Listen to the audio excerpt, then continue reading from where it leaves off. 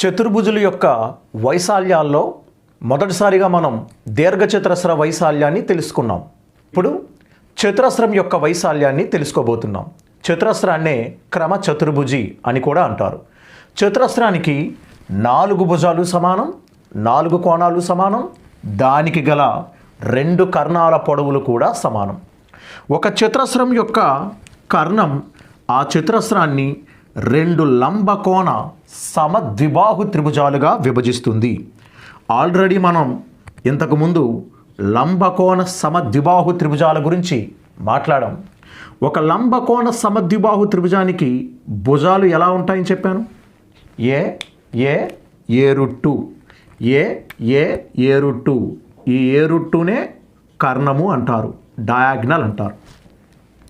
సాధారణంగా చతురస్రానికి భుజం ఇచ్చే సందర్భంలో, అంటే సైడ్ ఇచ్చే సందర్భంలో ఆ చతురస్రం యొక్క వైశాల్యానికి సూత్రం భుజము ఇంటూ భుజము ఏ ఇంటూ ఏ స్క్వేర్ అవుతుంది. అలాగే చతురస్రానికి చుట్టుకొలత, దీని చుట్టూ 4 సమాన భుజాలు ఉంటాయి, 4 ఏలు ఉంటాయి, కాబట్టి చుట్టుకొలత 4a అవుతుంది. భుజం ఇచ్చే సందర్భంలో వైశాల్యం ఏ స్క్వేర్ గాను చుట్టుకొలత 4a గాను ఉంటుంది. లంబకోణ సమద్విబాహు త్రిభుజం గురించి మీకు వివరించే సందర్భంలో ఈ లంబకోణ సమద్విబాహు త్రిభుజానికి కర్ణం ఇచ్చినప్పుడు దాని వైశాల్యానికి సూత్రం d²/4 అని చెప్పాను. మరి ఈ లంబకోణ సమద్విబాహు త్రిభుజ వైశాల్యం d²/4 అయితే దాని మీద ఉన్న లంబకోణ సమద్విబాహు త్రిభుజ వైశాల్యం కూడా d²/4 అవుతుంది. ఇప్పుడు ఈ 2 త్రిభుజాల మొత్తం వైశాల్యమే చతురస్ర వైశాల్యం అవుతుంది. కాబట్టి కర్ణం ఇచ్చిన సందర్భంలో, డయాగ్నల్ ఇచ్చిన సందర్భంలో చతురస్ర వైశాల్యం ఎంత ఉంటుంది అంటే ఇదొక d²/4, ఇదొక d²/4, మొత్తానికి 2d²/4 అవుతుంది. మరి 2తో క్యాన్సిల్ చేసేస్తే d²/2 అవుతుంది. లంబకోణ సమద్విబాహు త్రిభుజ వైశాల్యం అయితే d²/4, అదే చతురస్ర వైశాల్యం అయితే d²/2. రెండింటికి హారాల్లో మాత్రమే తేడా ఉంది. ఇక్కడ /4, ఇక్కడ /2. అలాగే కర్ణం ఇచ్చే సందర్భంలో చతురస్రం యొక్క చుట్టుకొలత కనిపెట్టడానికి ఫార్ములా ఉంది. అది 2√2d. అలాగే ఒక చతురస్రం యొక్క కర్ణం దాని భుజానికి √2 రెట్లు ఉంటుంది. భుజాన్ని √2తో గుణిస్తే దాని కర్ణం అనేది వస్తుంది. అటువంటి కర్ణం ఇస్తే వైశాల్యానికి సూత్రం d²/2, చుట్టుకొలతకు సూత్రం 2√2d. సో ఈ ఫార్ములాస్ని వినియోగిస్తూ చతురస్రం యొక్క వైశాల్యాన్ని మరియు చుట్టుకొలతని మనం గణిస్తాం. ఫస్ట్ క్వశ్చన్ చూడండి. ఒక చతురస్ర వైశాల్యం 24.5 చదరపు సెంటీమీటర్లైన ఆ చతురస్రంలో ఏవైనా 2 శీర్షాల మధ్య గల గరిష్ట దూరం ఎంత అని అడిగారు. చతురస్రానికి 4 శీర్షాలు ఉంటాయి. భుజాలు కలిసే బిందువులనే శీర్షాలు అంటారు, వెర్టిసెస్ అంటారు. ఇలా 4 శీర్షాలు ఉంటాయి. అందులో ఏవైనా 2 శీర్షాల మధ్య కనిష్ట దూరం అన్నారంటే అది భుజం అని అర్థం. ఏవైనా 2 శీర్షాల మధ్య గరిష్ట దూరం అన్నారంటే అది కర్ణం అని అర్థం. సో ఈ ప్రశ్నలో ఏవైనా 2 శీర్షాల మధ్య గరిష్ట దూరం ఎంత అని అడిగారు, అంటే కర్ణం అడిగారు. కాబట్టి ప్రశ్నలో మనకి వైశాల్యం ఇచ్చారు.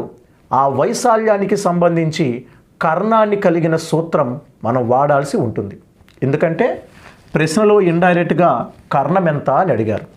సో చతురస్ర వైశాల్యానికి సూత్రం కర్ణం ఇచ్చే సందర్భంలో d²/2.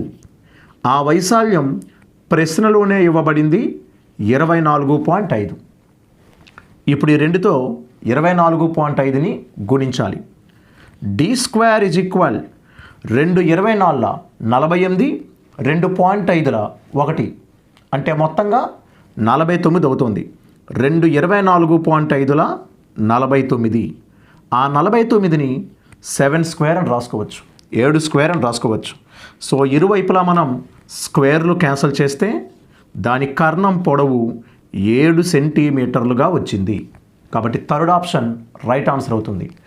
ఏవైనా రెండు శీర్షాల మధ్య గల గరిష్ట దూరం అంటే ఇండైరెక్ట్గా డయాగ్నల్ కర్ణము అని అర్థం.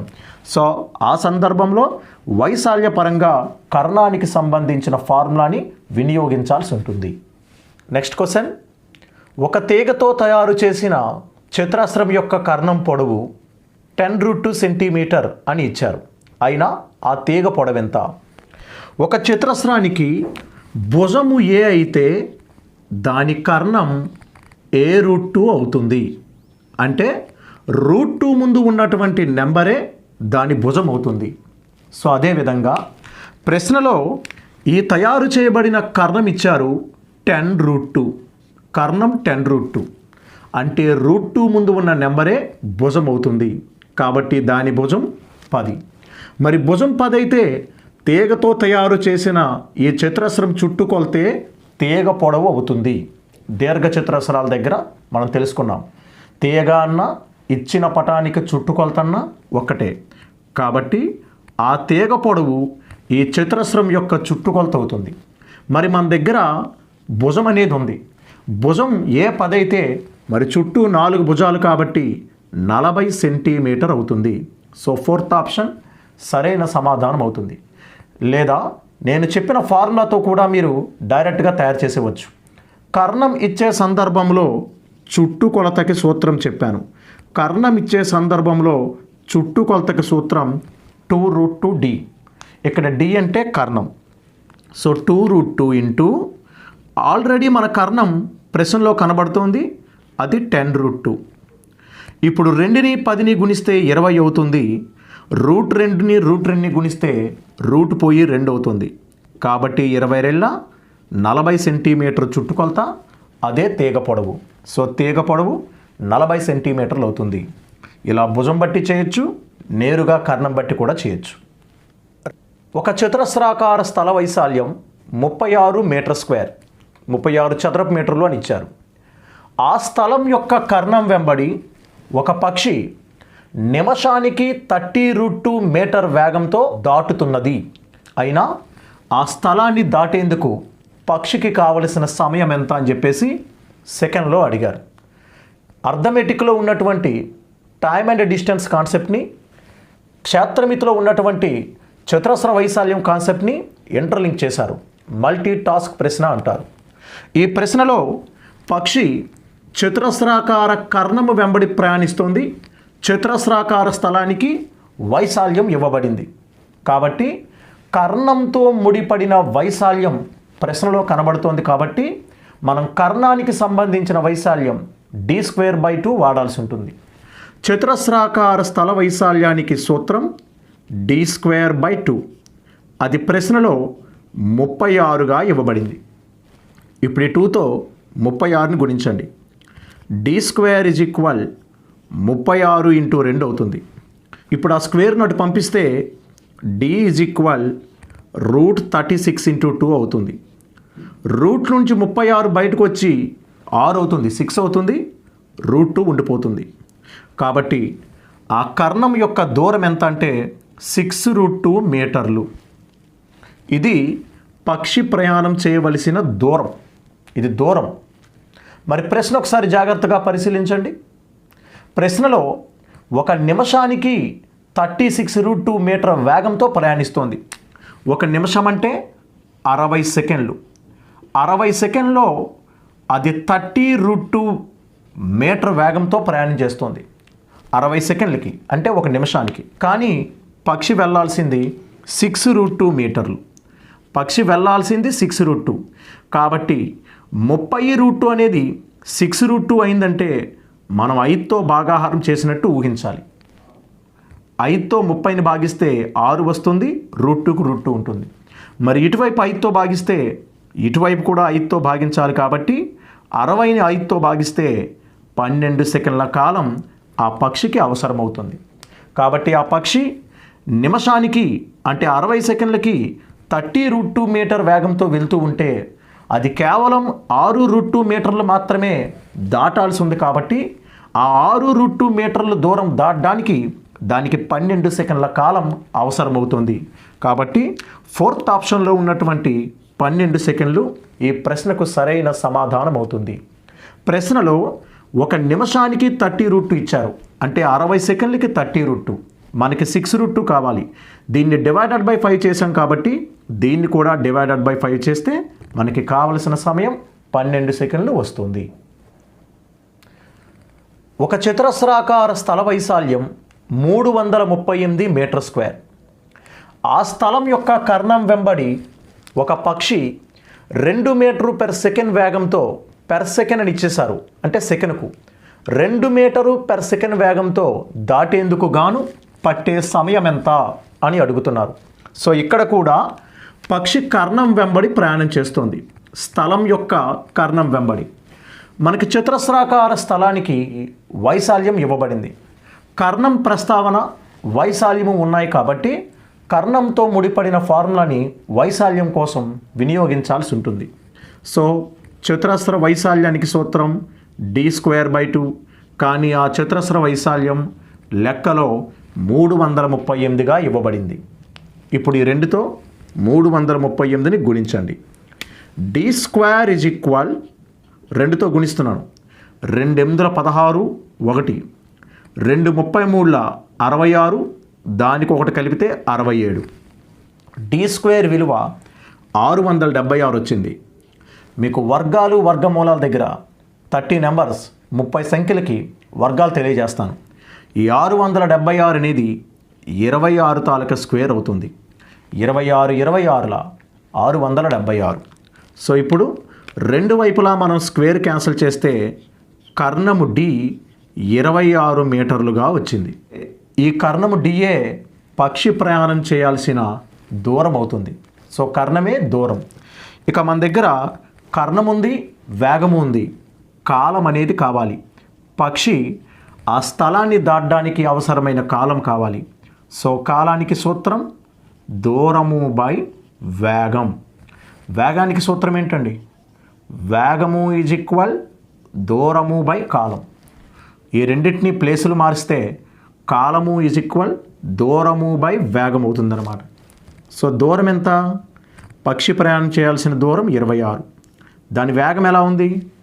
సెకనుకు 2 మీటర్లు ఉంది. దీని ముందు లెక్కలాగా నిమిషానికి కాదు, సెకన్కే ఇచ్చారు. సెకన్కి 2 మీటర్లు. సో క్యాన్సిల్ చేస్తే దానికి 13 సెకండ్ల కాలం అవసరమవుతుంది. సో 1 సెకన్కి 2 మీటర్ల చొప్పున 13 సెకండ్లకి 13 రెళ్ళ 26 మీటర్లు దాటుతుంది. కాబట్టి సెకండ్ ఆప్షన్ సరైన సమాధానం అవుతుంది. ఇలా ఒక చతురస్రాకార స్థలాన్ని పక్షి దాటుతోంది అని ప్రశ్నలు ఇచ్చినప్పుడు ఆ వైశాల్యాన్ని మీరు d²/2గా తీసుకొని మీరు చేస్తేనే మీకు సరైన ఆన్సర్ రావడానికి అవకాశం ఉంటుంది. ఒక చతురస్రం ఇచ్చి ఆ చతురస్రం యొక్క భూమి ఆధారంగా ఒక త్రిభుజాన్ని ఏర్పాటు చేసి ఈ రెండు వైపులా షేడింగ్ ఇచ్చి ప్రక్కపటంలో షేడు చేయబడిన ప్రదేశ వైశాల్యం ఎంత అని అడిగారు. జాగ్రత్తగా గమనించండి. ఇక్కడ ఒక చతురస్రం అనేది ఉంది. ఇది చతురస్ర భుజం. ఇక్కడ ఏర్పాటు చేసినటువంటి త్రిభుజం మొత్తం చతురస్ర వైశాల్యంలో సగ వైశాల్యాన్ని ఆక్రమిస్తుంది. ఎందుకంటే ఇక్కడ ఉన్నటువంటి త్రిభుజం యొక్క వైశాల్యాన్ని గమనిస్తే ఒక త్రిభుజం యొక్క వైశాల్యానికి సూత్రం ½ భూమి × ఎత్తు. ఈ త్రిభుజానికి భూమి చతురస్ర భుజానికి సమానమవుతుంది. అంటే భూమి A. అలాగే ఈ త్రిభుజం ఎత్తు ఇక్కడ ఉన్న చతురస్ర భుజానికి సమానమవుతుంది. కాబట్టి ఈ త్రిభుజానికి ఎత్తు కూడా A అవుతుంది. కాబట్టి A × A A²/2 అవుతుంది. అంటే ½ A² లేదా A²/2.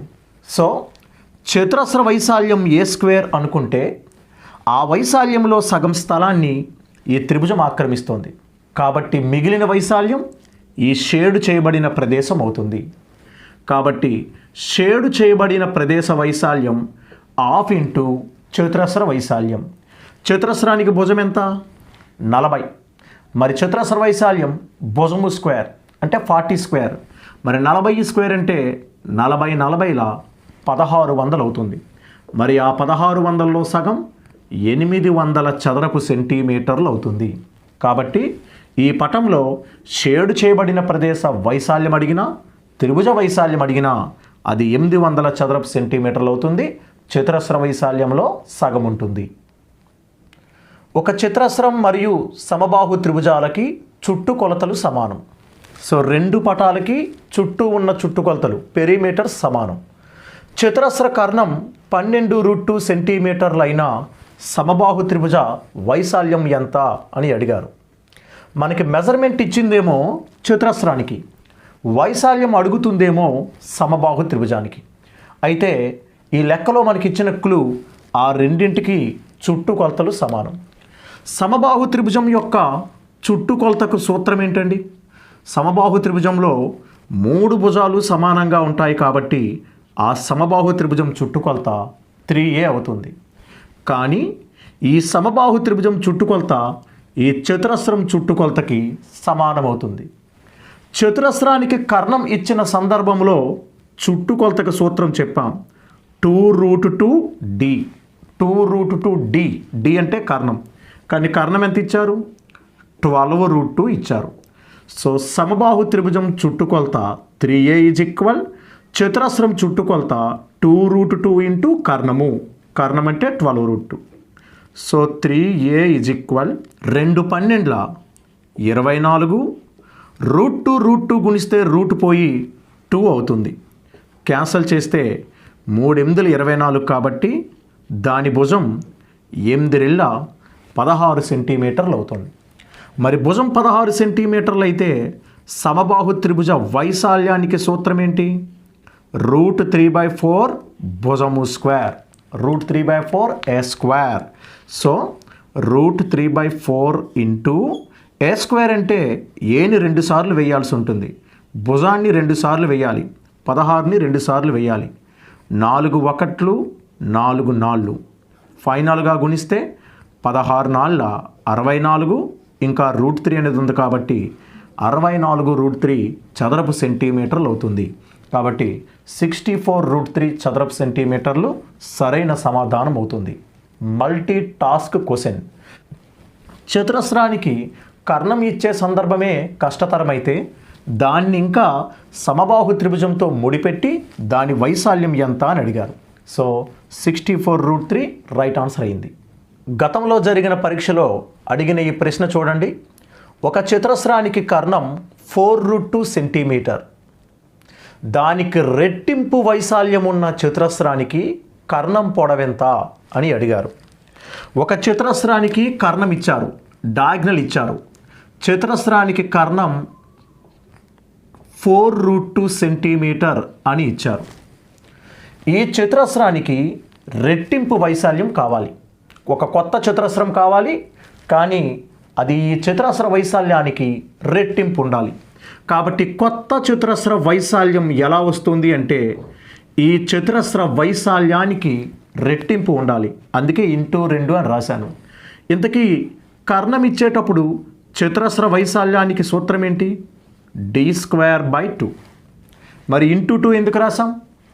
కొత్త చతురస్ర వైశాల్యం ఈ పాత చతురస్ర వైశాల్యానికి రెట్టింపు ఉండాలి, అందుకే *2 రాశాను.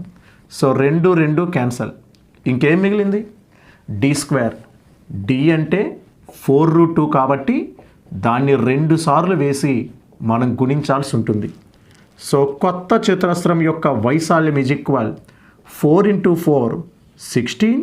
√2 గుణిస్తే రూట్ పోయి 2 వస్తుంది. సో 16 32 చదరపు సెంటీమీటర్లు అవుతుంది. సో కొత్త చతురస్రానికి వైశాల్యం అయితే 32, కానీ మనల్ని అడిగింది ఆ కొత్త చతురస్రానికి కర్ణము ఎంత అని అడిగారు. సో కర్ణం ఇచ్చే సందర్భంలో వైశాల్యానికి సూత్రం d²/2. కొత్త చతురస్రానికి క్యాపిటల్ D కర్ణంగా యూజ్ చేశాను. సో d²/2 అనే వైశాల్యం 32కి సమానమైంది. ఇదే కదా కొత్త చతురస్ర వైశాల్యం. సో 32కి సమానం. మరి d² = 2 32 64 అవుతుంది. మరి ఆ 64ని 8 స్క్వేర్ అని రాసుకోవచ్చని మీకు తెలుసు. సో రెండు వైపులా మనం స్క్వేర్లు క్యాన్సిల్ చేస్తే దాని కర్ణం పొడవు 8 సెంటీమీటర్లు అవుతుంది. సెకండ్ ఆప్షన్ సరైన సమాధానం అవుతుంది. చూసారా ఎంత టెక్నికల్గా ఉందో. ఒక చతురస్రానికి కర్ణమిచ్చి దాని వైశాల్యానికి రెట్టింపు వైశాల్యం కలిగిన చతురస్రం ఉంది, ఆ చతురస్రానికి కర్ణం ఎంత అని అడిగారు. సో వాస్తవానికి ఇదంతా చేయాల్సిన అవసరం లేదు. నేను ఒక ట్రిక్ చెప్తాను, ఆ ట్రిక్ని ఫాలో అయితే చూడగానే మన ఆన్సర్ తయారు చేసేవచ్చు. ఒక చతురస్రానికి కర్ణం డి అని ఇచ్చినట్లయితే రెండవ చతురస్రం యొక్క కర్ణం తెలుసుకోవడానికి ఫార్ములా చెప్తున్నాను, జాగ్రత్తగా పరిశీలించండి. రెండవ చతురస్రం యొక్క కర్ణానికి సూత్రం మొదటి చతురస్ర కర్ణము ఇంటూ రూట్ కే రెట్లు. రూట్ కే రెట్లు. ఇక్కడ కే అంటే వైశాల్యం ఎన్ని రెట్లుగా అడుగుతున్నారో మీరు చూసుకోవాల్సి ఉంటుంది. వైశాల్యం రెట్టింపు అన్నాడా, 3 రెట్లు అన్నాడా, 4 రెట్లు అన్నాడా అని మీరు చూసుకోవాల్సి ఉంటుంది. ఇంతకీ పాత కర్ణం ఎంత? 4√2. వైశాల్యం ఎన్ని రెట్లు అన్నాడు? రెట్టింపు అన్నాడు. రెట్టింపు అంటే 2 రెట్లు, అంటే √2 అన్నమాట. సో 4 ఇంటూ √2ని √2ని గుణిస్తే ఏమవుద్ది? రూట్ పోయి 2 వస్తుంది. కాబట్టి 4 రెళ్ళ 8 సెంటీమీటర్లు రైట్ ఆన్సర్. సో ఆ రకంగా డి ఇంటూ రూట్ కే రెట్లు అనే ఫార్ములాని యూజ్ చేసుకొని రెండవ చతురస్రం యొక్క కర్ణాన్ని మనం తొందరగానే తయారు చేసేవచ్చును. సో ఈ ట్రిక్ బాగుంటే దీన్ని యూజ్ చేయండి. అటువంటి ప్రశ్నే ఇంకొకటి వచ్చింది చూడండి. ఒక చతురస్రానికి కర్ణం a+b, దానికి రెట్టింపు వైశాల్యం కలిగిన చతురస్ర కర్ణం పొడవెంత అని అడిగారు. ఒక స్క్వేర్కి డయాగ్నల్ ఇచ్చారు, అది a+b. ఆ స్క్వేర్కి డబల్ ఏరియా ఉండే మరో స్క్వేర్ ఉంది, ఆ స్క్వేర్కి డయాగ్నల్ ఎంత అని అడిగారు. ఇంతకుముందు మనకి నెంబర్ ఉంది కాబట్టి నెంబర్తో సొల్యూషన్ అంతా చేసాం. కానీ ఇప్పుడు నెంబర్ లేదు, a+b ఉంది. అటువంటి సందర్భంలో నేను చెప్పిన లాజిక్ మీకు బాగా యూజ్ అవుతుంది. సో రెండవ చతురస్రం యొక్క కర్ణం పొడవు ఈజ్ ఈక్వల్ మొదటి చతురస్రం యొక్క కర్ణము ఇంటూ రూట్ కే రెట్లు. రూట్ కే. ఇంతకీ మొదటి చతురస్రం కర్ణం ఎంత ఇచ్చారు? a+b ఇచ్చారు. కే అంటే వైశాల్యం ఎన్ని రెట్లు అవుతుందో చూడాలి. ఇంతకీ వైశాల్యం గురించి ఏ విధంగా ప్రస్తావించారు? మొదటి చతురస్ర వైశాల్యానికి రెట్టింపు వైశాల్యం అన్నారు. రెట్టింపు అంటే కేకి బదులు 2 వేయాలి, అంటే √2 ఇంటూ a+b అవుతుంది. మరి మనకిచ్చిన ఆప్షన్లలో √2 ఇంటూ a+b అనేది ఫస్ట్ ఆప్షన్లో ఉంది కాబట్టి రెండవ చతురస్రం యొక్క కర్ణం √2 ఇంటూ a+b అవుతుంది. అది ఫస్ట్ ఆప్షన్ అయింది.